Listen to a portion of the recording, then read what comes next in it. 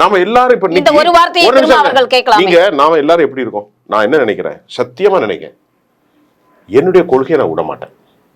எனக்கு ஒரு கொள்கை உண்டு, ஒரு சித்தாந்தம் உண்டு. ஆனா நான் என் கூட பிறந்த மாதிரி தான் உங்களை நினைப்பேன்.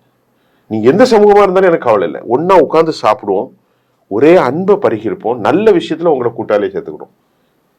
இது தலித்து இன்னைக்கு எப்படிப்பட்ட கேவலமாயிட்டு. நாங்க தலித்து வீடுனால தலித்து வீட்டுல சாப்பிட்ட என்னென்ன கேவலம் உனக்கு? நாங்க தலித் இதெல்லாம் ஒரு பெரிய அடையாளமா பேசக்கூடிய அளவுக்கு அந்த சமூகம் மனித சமூகத்திலிருந்தே கேவலப்படுத்த, அது ரொம்ப ஒரு ஸ்பெஷல் கிரியேஷன் மாதிரி.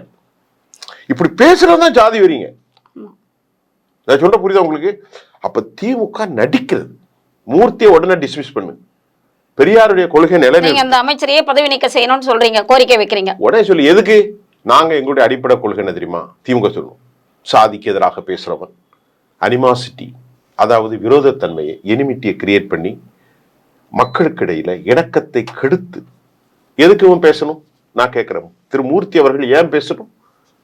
தப்பில்லை. நீங்க ஒரு அமைச்சர்ல, நீங்கள் தலித்துகளுக்கும் அமைச்சர், வன்னியர்களுக்கும் அமைச்சர், கவுண்டர்களுக்கும் அமைச்சர், தேவர்களுக்கும் அமைச்சர், முத்தரையர்களுக்கும் அமைச்சர், பிராமணர்களுக்கும் இஸ்லாமியர்களுக்கும் கிறிஸ்தவர்களுக்கும் யாரெல்லாம் இருப்பவர்களோ, சமூகமற்றவர்கள், இடதுசாரிகள் அனைவருக்குமான அமைச்சர்.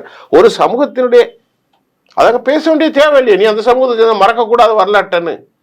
இது எல்லாரும் பேசுறாங்க கைத்தட்டுக்கு.